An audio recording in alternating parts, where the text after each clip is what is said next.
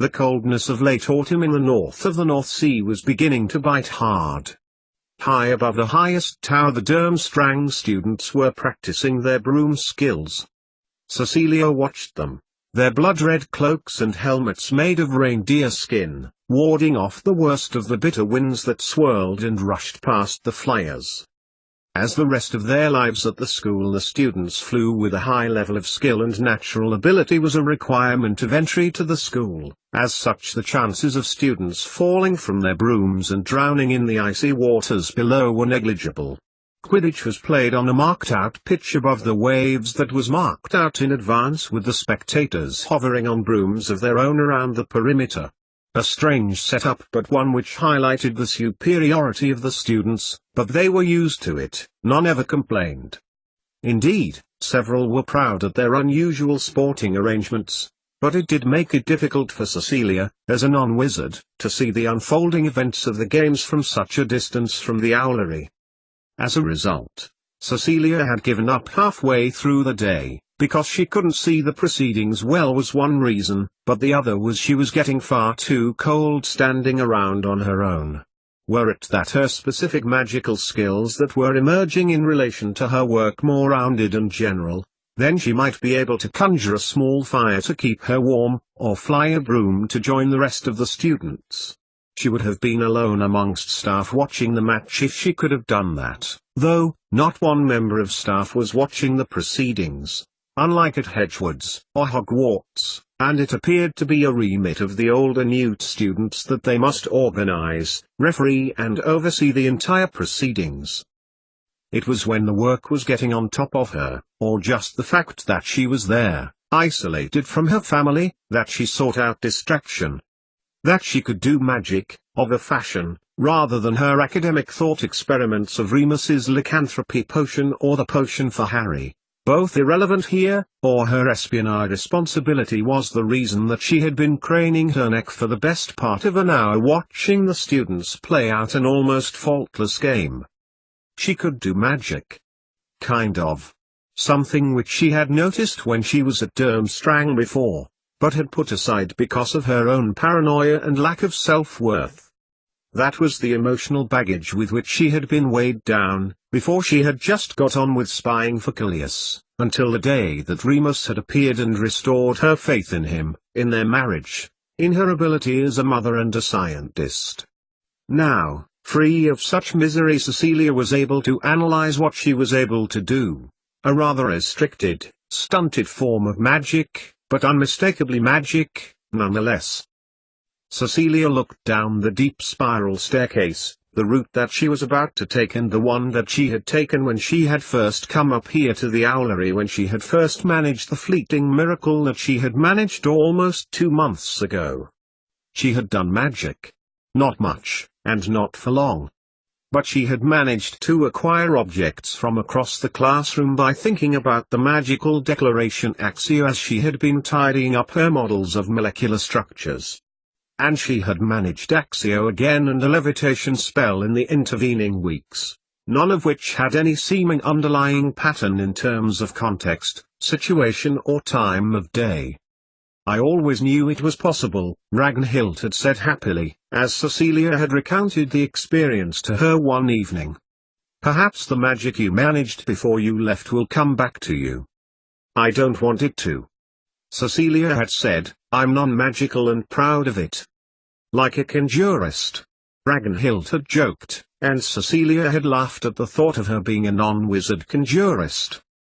It had been these stairs down which she had descended, carrying the precious vial of perfume that her beloved son had thought to send her. It had been Ragnhild who had transformed it into her favorite scent, turning the entire vial into a bottle of antique Shalimar, her favorite perfume, and she had had trouble stemming the tears that both gestures had invoked in her as she sprayed in her favorite scent.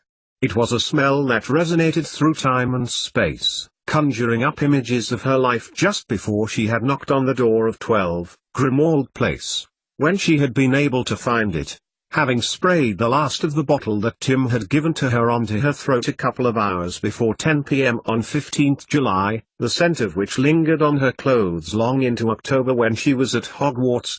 That was more magical, she thought, the ability for her senses to be connected to memories which happened in a different dimension. She had descended the stairs, Cecilia remarked, not for the first time, on how lucky she was having someone to speak to like Ragnhild. Little was out of bounds in terms of academic research at Durmstrang, and Ragnhild was someone whom Cecilia felt she could trust, not least because the witch had shared so much with her.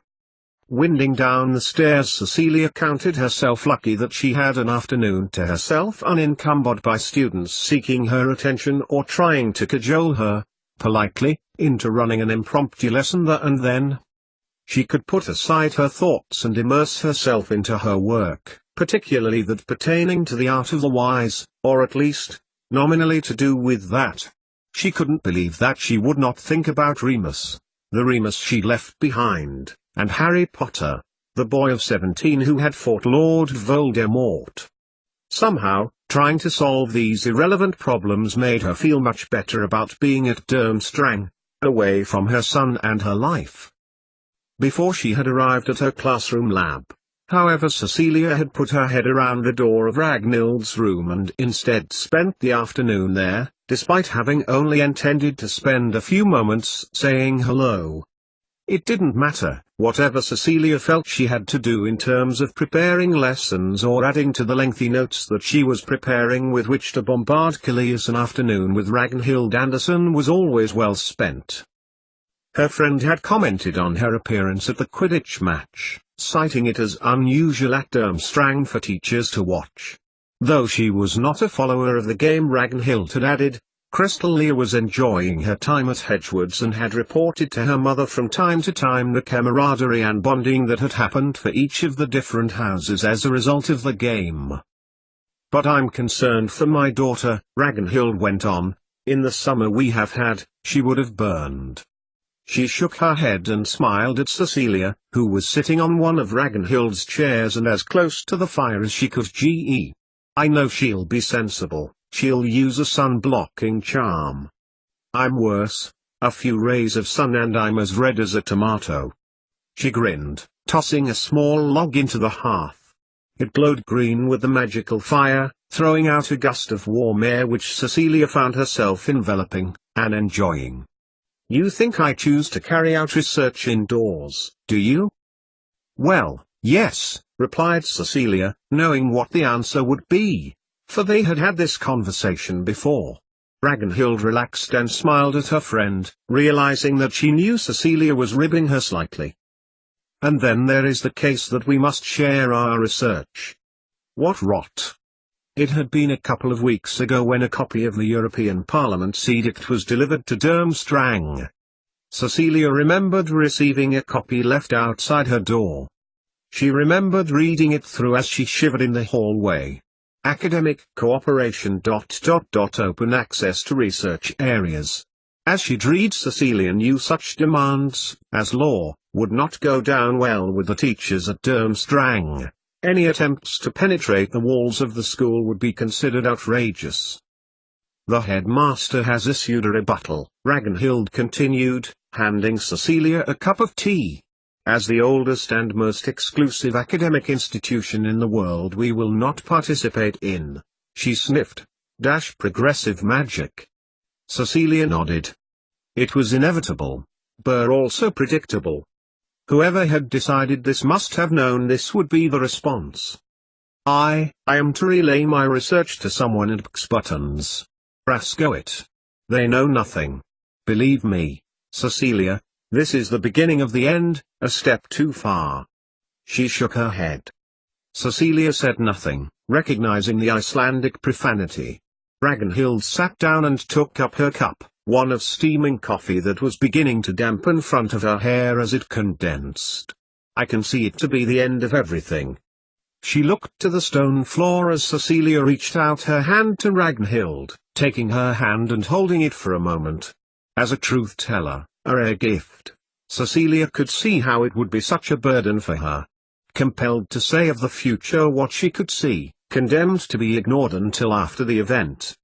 There was no point telling people in charge, Ragnhild had once explained to Cecilia, for no one would take her seriously. a course of events that she had learned through childhood, and possibly a reason why she did actually seek out solitude and isolation, to spare herself. Could be worse, I suppose. From her reflection Ragnhild sat forward and smiled at Cecilia.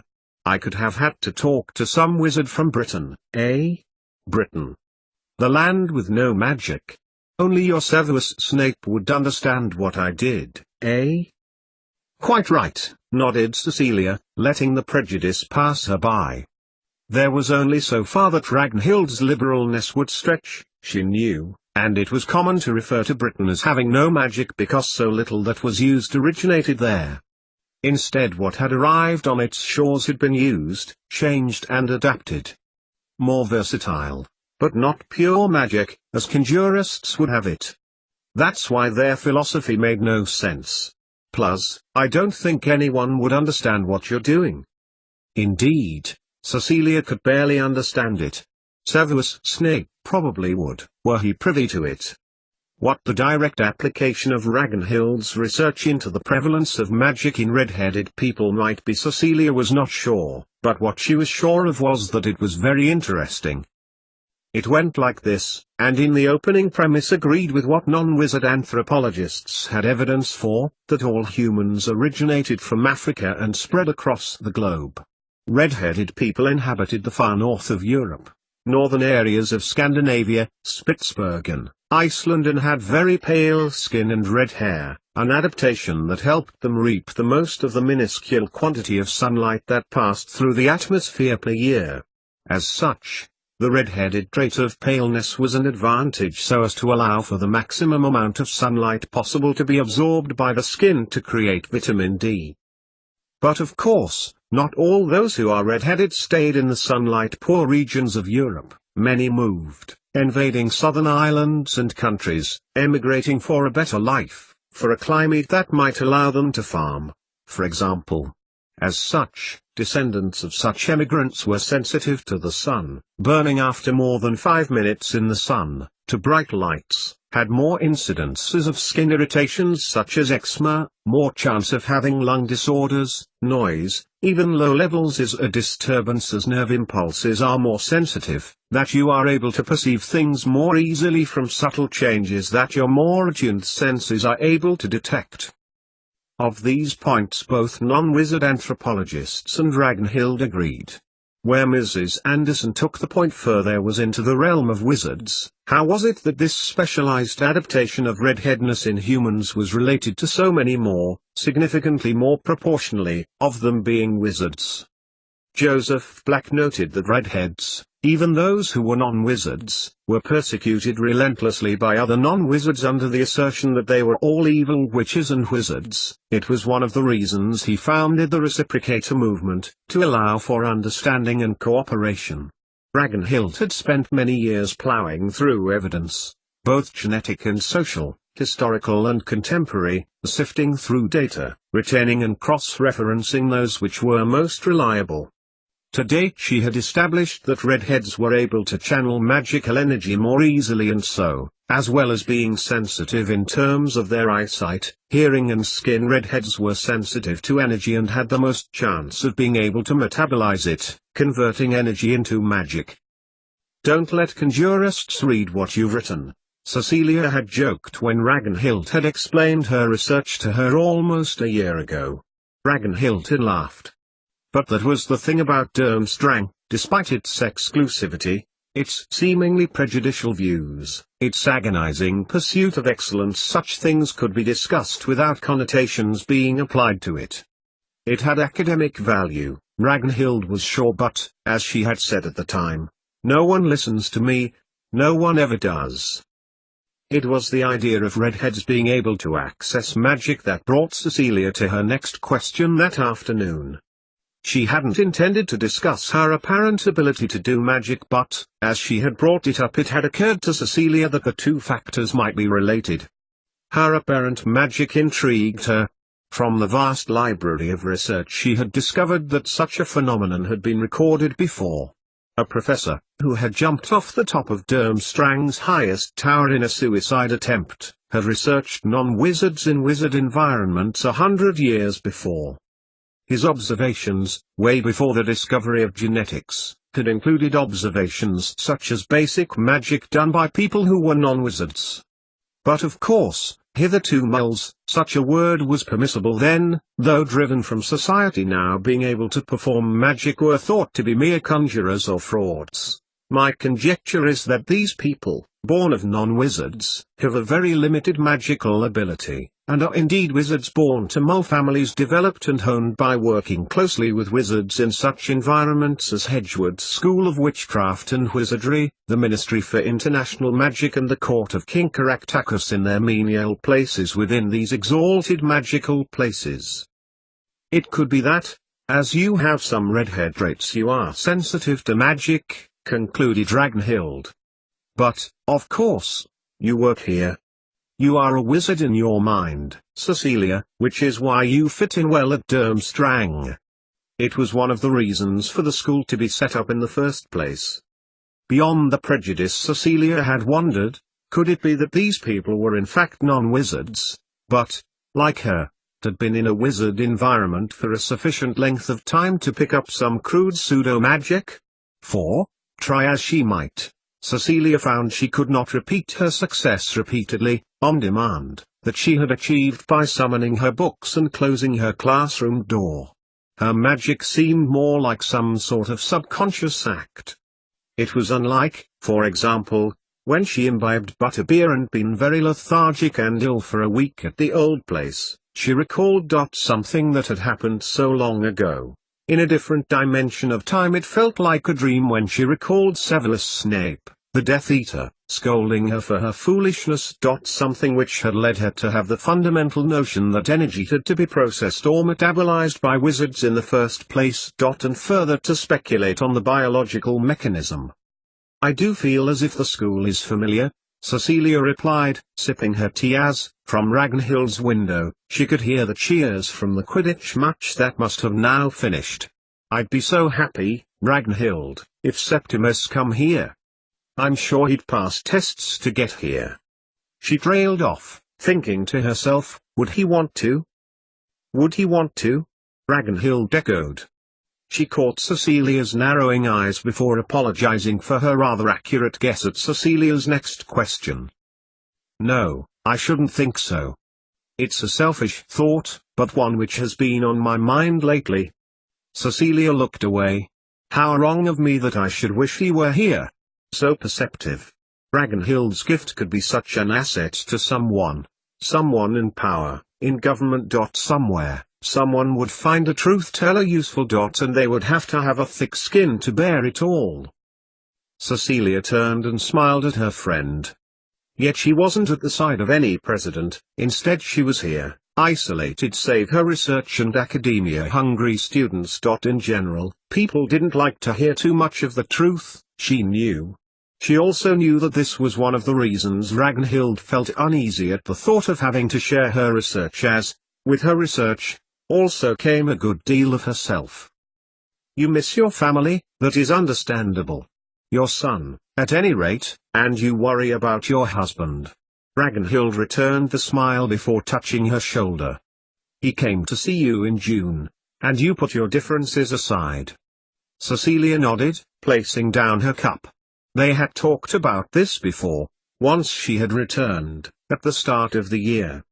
It's too bad to want a thing and not be allowed it, she added, waving her hand at the tea tray, smiling at Cecilia. Thanks for the chat, said Cecilia, getting to her feet, a cold shiver running through her as her friend's words invoked the image of her husband, lying unconscious in St. Mungo's. Sometimes what Ragnhild said made her wonder whether she too was someone who couldn't handle the truth. Do you have a lot to do? She added. Ragnhild nodded her head sadly, and Cecilia couldn't help but wonder if her sudden melancholy was because she recognized a polite, hasty departure from her company. Always, Cecilia Lupin. As do we all. Cecilia smiled again, pausing deliberately and looking at Ragnhild Anderson, her ice blue eyes staring back, her long blonde hair around her. And thank you for the tea, she added. I don't know what I'd do without you to talk to, Ragnhild. She thought about the last remark that her friend had said as she returned to her lab, to the irrelevant lycanthropy cure and the equally pointless cure for Harry. Staring at the solutions, cooled and semi-congealed, Cecilia wondered vaguely if she should bother with them at all. They were of no significance, of no useful advantage. A waste of time and effort to all intents and purposes, which is why, she supposed, she had given herself such a hard time about pursuing their outcomes when there was no practical application for either. But both kept her mind going, challenged her to think, to work. And they were a source of comfort, despite, or perhaps because they had come from the other place. Too bad to want a thing and not be allowed it. She crossed the stone floor over to where Harry's potion, the base at least, had cooled to a mint green blend, for the most part darkening to a forest green near the bottom. Ruined, Cecilia surmised, although, had the burner beneath not run out of oil, how could she be confident that it would ever work? What would have made the difference, back there, for Harry? A memory of a conversation with him replayed itself in her mind. Dumbledore left me with Aunt Petunia because she was Mum's sister. There was something about her being Mum's sister that's important. It would be good to know what it is. To know that it was worth it. Sitting down on her bed and staring at the copper steam distillation apparatus that she had been using to extract lavender oil that she had narrowed down as being an active ingredient in the base, she thought back to the moment when, in the old world, she had crept into the Dursleys' bedroom and found some of her hair sandwiched between pages of a journal. She had not discerned what connection Petunia Dursley had, how she had come to have a so-called W band in her DNA profile when she was not a witch, but Cecilia suspected that, like her counterpart here in this world, she would have some empathic power. Petunia Black, Darren and Dudley's mother and Regulus's wife, was good at showing her understanding, putting people at their ease. Whether Petunia Dursley was shunning a similar magical trait in herself was a matter for debate, for the woman was actively anti-wizard because of her experience in the past with Sirius and Severus Snape.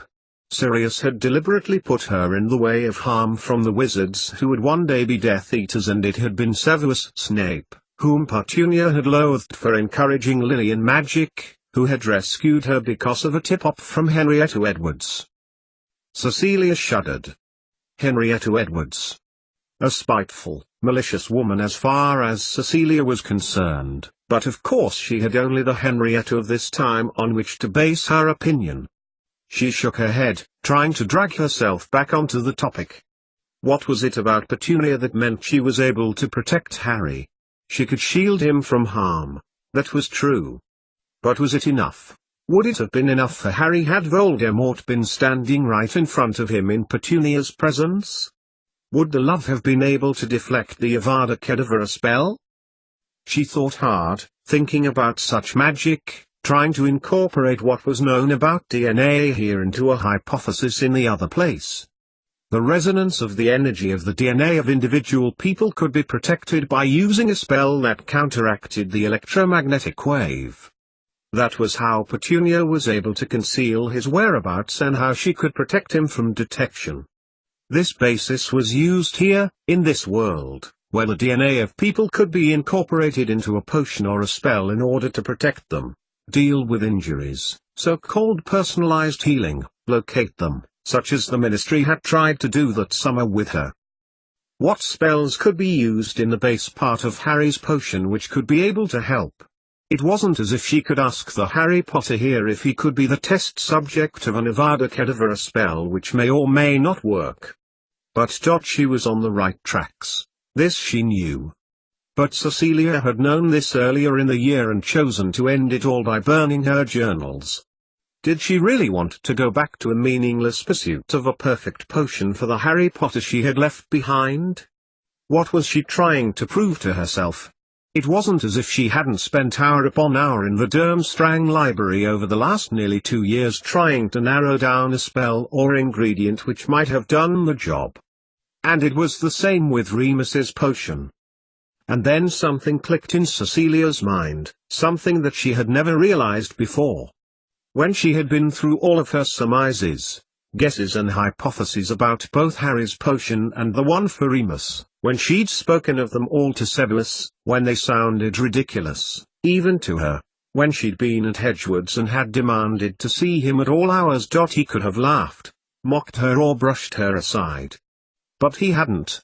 What he had done was encouraged her, in his own subtle way, by means of challenging questions and suppositions of his own, and made her think about what she was doing. Which was why she had catalogued everything, from applications of physics and engineering, the night buses, through spells, potions, wands, magical creatures, herbology, even divination and astronomy, brought down to the ordinariness of science. Even the time when Maddie Moody had repaired her house when she had turned up after coming from Livy's house, after it had been broken into by Sirius, she had later found out, she'd documented in detail. By writing all of this down, Cecilia had often thought, was akin to rebooting a computer to its last known good format, to when it had been tidy. It had made her feel better and had put her feelings in order, as Aberforth had told her it would. And she had turned to this method to analyze old magic, superficially at least, to understand it, to pin it down simply and to make it less controversial. Cecilia had often wondered why no one had ever thought to bother about it before, especially when there were so many extremists flocking to its cause, surely explaining the psychological comfort that wizards felt when feeling exclusive and being part of a long history of magic would allow both non-wizards and wizards alike to have a more common understanding. Even Felix Son's stance was of the ivory tower variety than political subterfuge.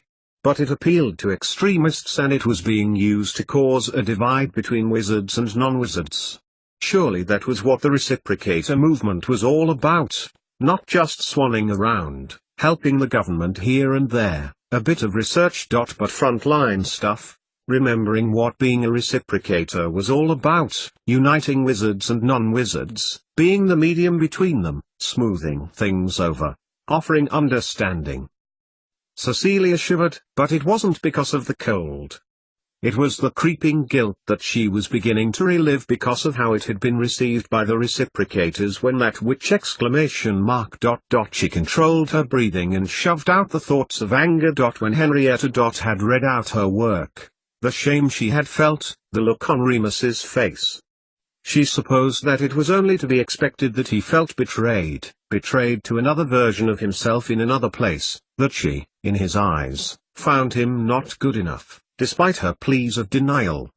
Which is why she had made the gesture of burning the lot 4 months before, as a sign that she was done with the lot, that her marriage and her son meant more to her than her work. Could she honestly begin this again, pick up from where she left off, more or less, and be able to do it without feelings of betrayal and guilt? For surely pursuing something where there was no practical outcome could not be a threat. If it kept her sane when she was here? The art of the wise stuff she had happily bequeathed to Cleus, and she was bent on providing him with copious amounts of information. As was her position at Durmstrang. She thought back to her original self-questioning. If it was so innocent, why was she trying to justify it to herself? Remus here she could not help, not by applying her knowledge to his plight, but she knew a wizard who could. And it would help, she reasoned, for Severus Snape to be unfettered by her interference. No, Cecilia thought as her eyes drifted to the 2 potions. It wouldn't hurt her to continue with either, as Harry's would not come to anything other than for her own amusement.